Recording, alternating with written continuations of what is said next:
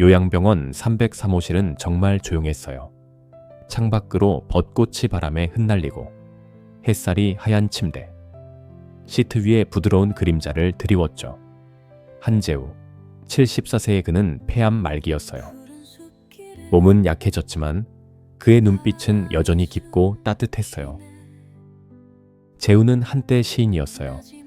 젊은 날, 비오는 오후의 낙엽들이라는 시집으로 사람들의 마음을 사로잡았죠. 하지만 사랑하는 아내를 잃고 삶의 상처가 그를 짓눌렀어요. 결국 펜을 내려놓았고 그의 이름은 세월 속에 잊혔어요. 그래도 마음 깊은 곳엔 소원이 하나 남아 있었어요. 다시 시인 한재우로 사람들 앞에 서는 거, 그의 시가 누군가의 목소리로 울려 퍼지는 거였죠. 그날 아침, 새로운 간호사 이서연이 병실 문을 열었어요. 올해 29세인 서연은 따뜻한 미소와 부드러운 손길로 환자들을 돌보는 사람이었죠. 책을 좋아해서 늘 가방에 한 권쯤 넣고 다녔어요. 서연은 재우의 침대 옆에 서서 살짝 웃으며 말을 걸었어요. 한재우 선생님, 오늘 기분이 어때요? 재우는 대답 대신 희미한 미소를 지었어요. 그의 눈은 서연이 든 낡은 책으로 향했죠. 책 표지에는 비오는 오후의 낙엽들이라는 제목이 희미하게 적혀 있었어요. 서연은 그의 시선을 따라 책을 내려다보며 깜짝 놀라 물었어요. 혹시 이 책의 시인이 선생님 맞아요? 재우는 천천히 고개를 끄덕였어요. 그의 눈엔 오랜 이야기가 담겨 있었죠. 서연은 책을 가슴에 꼭 끌어안으며 말했어요. 이 시집 헌책방에서 우연히 찾았어요. 가장 따뜻했던 날이라는 시 읽을 때마다 마음이 따뜻해져요. 그 순간 재우의 가슴 속에서 뭔가가 살짝 움직였어요. 그날부터 서연은 재우의 병실에 올 때마다 시집을 들고 왔어요. 의자를 끌어다 앉아서 부드러운 목소리로 시를 읽어줬죠. 재우는 눈을 감고 그 소리에 귀 기울였어요. 서연의 목소리는 오래된 상처를 어루만지는 손길 같았어요.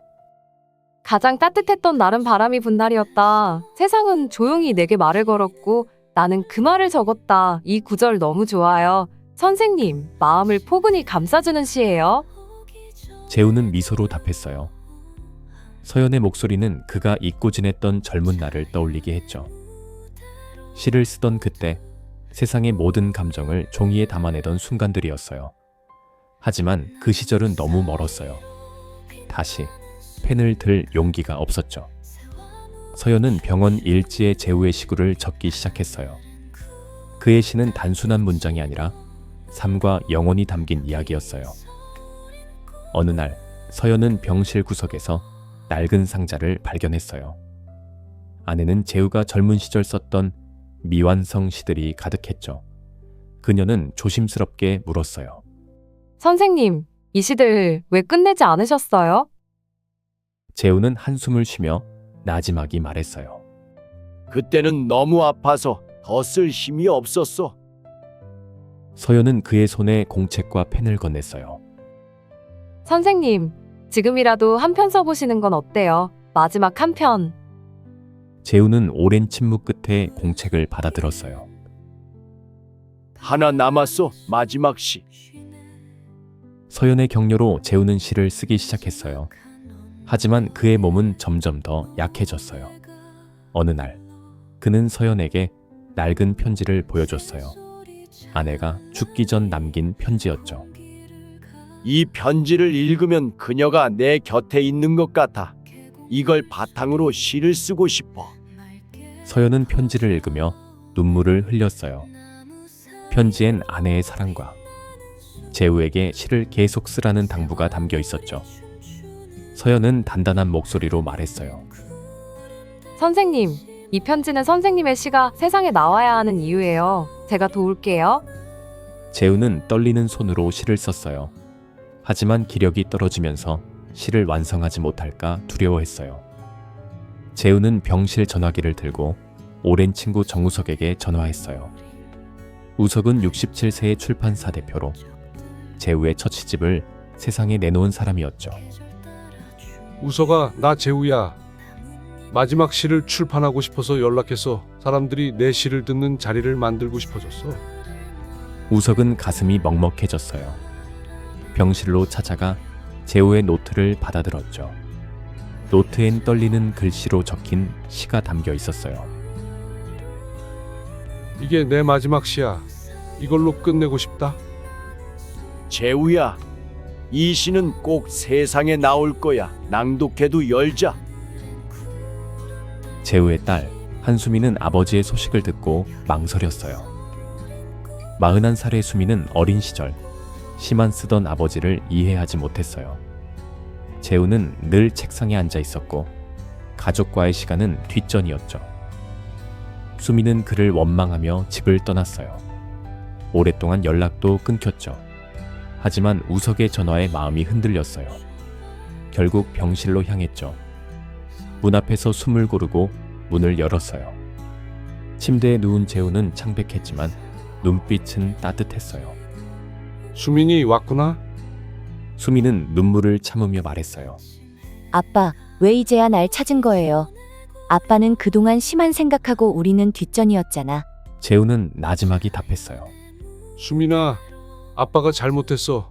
하지만 내 시는 너와 엄마를 위한 거였어. 아빠에겐 너희가 내 전부였단다. 수미는 믿고 싶었지만 오랜 상처가 쉽게 사라지지 않았어요. 그녀는 병실을 떠났지만 마음은 혼란스러웠어요. 우석은 북카페에서 낭독회를 준비했어요. 하지만 문제가 생겼어요.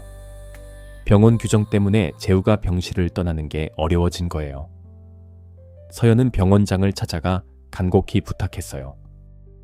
병원장님, 선생님의 마지막 소원이에요. 제발 도와주세요. 병원장은 결국 허락했어요. 재우는 침대에 실려 북카페로 갔죠. 카페는 부드러운 조명으로 꾸며졌고 독자들과 병원 직원들이 모였어요. 서연과 수민도 그 자리에 있었죠. 서연이 단상에 올라 재우의 마지막 시를 읽기 시작했어요. 서연의 목소리는 떨렸지만 따뜻했어요. 재우는 눈을 감고 들었죠. 낭독이 끝나자 조용한 박수가 울렸어요. 재우는 미소를 지으며 고개를 끄덕였어요. 그의 소원이 이루어진 순간이었죠. 낭독회 후 수미는 아버지의 시집을 읽으며 그의 삶을 이해했어요. 시에는 그녀와 어머니에 대한 사랑이 담겨 있었죠. 수미는 병실로 돌아가 아빠와 진심으로 화해했어요. 아빠, 이제야 알겠어요. 아빠의 시가 우리를 얼마나 사랑했는지 말이에요. 재우는 수민의 손을 잡으며 말했어요. 이해해줘서 고맙구나, 수민아. 너는 내 전부란다. 며칠 뒤 재우는 창가에 앉아 벚꽃을 바라봤어요. 휠체어에 앉은 그는 시집을 무릎에 올려놓았죠. 이제 됐네, 됐어. 그날 밤 재우는 평온한 미소로 눈을 감았어요. 병실은 고요했고 창밖에서 벚꽃이 조용히 떨어졌어요. 몇 달 뒤 서연과 수미는 재우의 묘비 앞에 섰어요. 묘비에는 이렇게 적혀 있었죠. 시인 한재우, 꽃잎처럼 조용히 왔다가 바람처럼 남다. 서연은 나지막이 말했어요. 선생님의 시는 영원히 살아갈 거예요. 수미는 미소를 지으며 시집을 펼쳤어요.